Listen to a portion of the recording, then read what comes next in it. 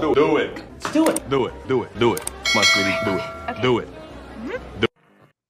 I don't want to say former radio mate, but Adrian Martinez? Adrian Martinez. Yeah. UFL MVP and champ. And championship game MVP. Yeah. Yes. Right, well, I said I was going to answer your question with a question. So I'll let you finish. Then I'll ask No, I just wanted to get your overall thoughts on that and just like I guess the next logical question for all of us is, can he use this as a springboard for a invitation to an NFL camp? Okay, or a springboard back to your show, right? I think so. I think that's why my question to your question is perfect, because I was going to ask if you guys are afraid of having a Creighton guy on and get all that flack on Twitter. Oh, no. But I think this we had Drake on. It's so funny. I'll tweet out something about Dylan Rahal and people. You're a Creighton guy. You can't tweet about this. It's like I got a red end tattooed on my calf. Get off. And we had Happer on too. Yeah, I guess we had. Happer We've had several Creighton guys. No, but about Adrian, and I tweeted this out the other day, and I mean this from the bottom of my heart. Whenever his story is done being written, it's going to be one of the best you've ever seen. And to answer your question, as I almost break something, is this will be he loved his time in Birmingham and put in a ton of work. And if you watched any of those games, like they mic up the coaches, Skip Holtz coaches him the entire time. Yeah. And I think that gets kind of a bad rap because they only really show it when it's communication with the quarterback.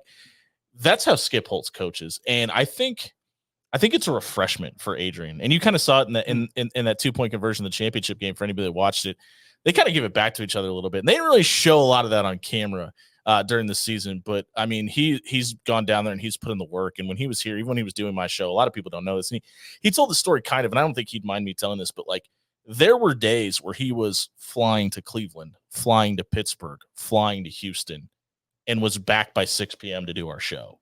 So, like, he never slowed down the NFL. Like, he wasn't playing for the Lions or playing in the NFL, but he was working out for a handful of teams. And watching him go through that process and never lose sight of the dream. And we'd had a lot of conversations just about what the spring was going to look like for him. And we knew him being on the show was going to be short term, and we formed a really good friendship through it. But he was like, I'm not done with football yet. And he's put a lot of thought into the what he's going to do after football. And he's a really forward thinker. I had to remind myself a lot that he was 23 because he's so mature. And it's incredible. Old soul. He's been like that since he was 18 though. What you see when he's at the podium is who he is as a person and as a man. And to think like I was watching that game when they got up by 2 scores. I just started thinking about the fact that this dude was just doing a radio show in Omaha, got on a plane on Christmas, gets the offer to go play in Birmingham, walks in, takes the UFL by storm. And obviously, like, he wins the MVP, but it wasn't without, I mean, it's kind of the story of his career, right? Like, there was a little bit of turmoil, and obviously the Matt Corral situation was there from the beginning. And he dealt with that here with Tristan Gebbia and then Luke McCaffrey, and just never wavered. And you're never going to outwork him. And whoever he ends up playing for in the NFL, and I mean that sincerely, because I don't think it's even a question if he's going to. I think he absolutely will be on a team sooner rather than later, is going to get a guy that, even if he doesn't start, is going to push that quarterback room because he just doesn't stop working. Yeah. I think if you just want, being a starting quarterback in the NFL, I mean, there's literally 32 people in the world, in the whole world, that can do that. Mm-hmm. And so the toughest position in sports, but you get a guy like that in your locker room. I can only assume that it would help with camaraderie, help with just all the non-playing aspects of football. That first episode we did where he came in, and he might not want me telling this, but I'll tell it anyway. We didn't know each other from Adam. I saw he came back and was in Trev's office, and I just sent him a message. It was like, hey, man, I know you used to do a podcast. Rob was leaving the show, and I was like, I didn't know if you had any plans I was like, I'd love to have you come in and do radio. And I was like, hey, he probably won't respond. 10 minutes goes by. He said, hell yeah, where do I go?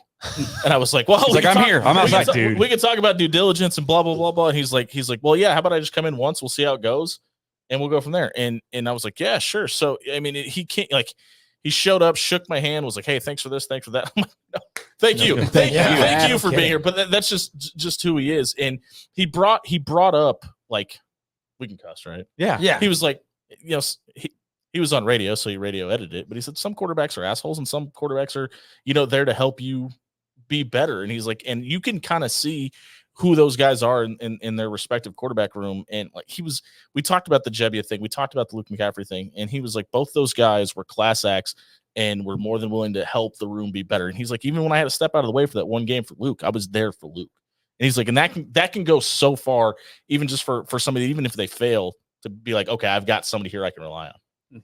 Well, yeah. And then if you look at the career path and everything, you got Luke McCaffrey, who ended up, flourishing as a receiver. Yeah. And then you look at even shifting to UFL, Matt Corral. I mean, he had to do the same thing. He had to be Matt Corral's biggest fan at points during the season. Sure. And then vice versa. Yeah, it absolutely was. And I think Matt was reciprocated that. I think it's got to be so hard of a situation, right? Because both of them played incredibly well. Matt struggled at the beginning, which is why Adrian got the shot anyway. But it ended up working out, and it's kind of it's got to be a hard thing to be like, all right, I lost my job to this guy, but we're winning. Mm-hmm. How do you cheer against that? And it's got to be a really tough situation, even if you want to take that other approach. I think Adrian is. And I'm not saying it's a rare breed, but no, it absolutely is. I think he's got that what I would call warrior mindset. Mm-hmm. And I know it's overused, but you ask Adrian for 100%, he's giving you 120. And I think you see that translated to radio too, by the way. Yeah. Came in with topics, was ready, and it was such a breath of fresh air. And like, this is like, I've had this conversation with Rob Love, so he wouldn't mind me saying, like, we got to the point where Rob was having a lot going on. He wanted to like kind of step away, and it showed when like he would show up unprepared and self-admittedly.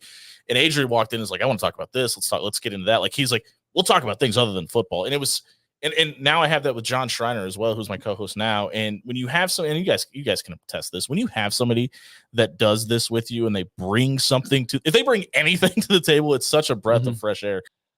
I guess to wrap up the Adrian thing, I think. Yeah. Sorry, no, it's okay. No, that's okay. Because like I'm gonna jump to Creighton in a second. We don't have to.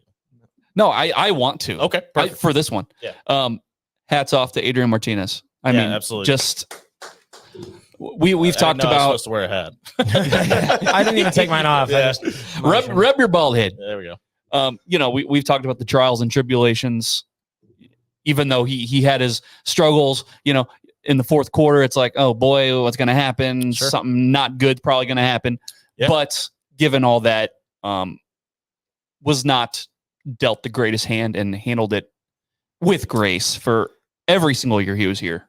Yeah, I mean, like we had a comment in here, and it was basically, it just says, it's from Josh, and he says, Adrian is the badass that Nebraska abused and us as fans abused when we didn't realize that he wasn't the problem. Sorry, Adrian. Yeah. And to be honest with you, like, listen, and I want to. That is 100% true, but it was so hard to see that in the moment. Oh, 100%. Right? Well, you're the starting quarterback. It's easy you're the big target. You're the target on your back.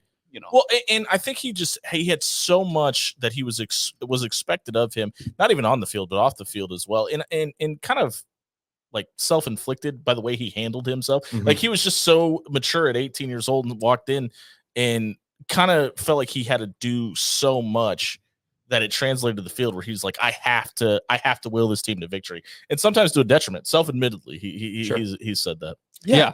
And I mean, I just think, like, looking back on it, even before his success was like announced in the UFL, like, we're sitting around here and we're like, damn, man, like, it's good to have Adrian Martinez be like a representative of Nebraska. Like, even now, even like, after leaving and go to Kansas State. Exactly. Even after he left, everybody was still like, you know what? Good for him. Like, hope he does well. Like, there was no ill will towards Adrian Martinez after he had left the building. And I think, like, it's just cool to see. Even when he was in Manhattan, he still had his roots down here. Like, his fiance is from Papillion. He's talked about wanting to come back here. He could have went to K-State to work in the athletic department as well. He wanted to come work for Trev and wanted to be a part of Nebraska. So, I mean, yeah, it cracks me up every time I see somebody on Twitter. Didn't he go to Kansas State?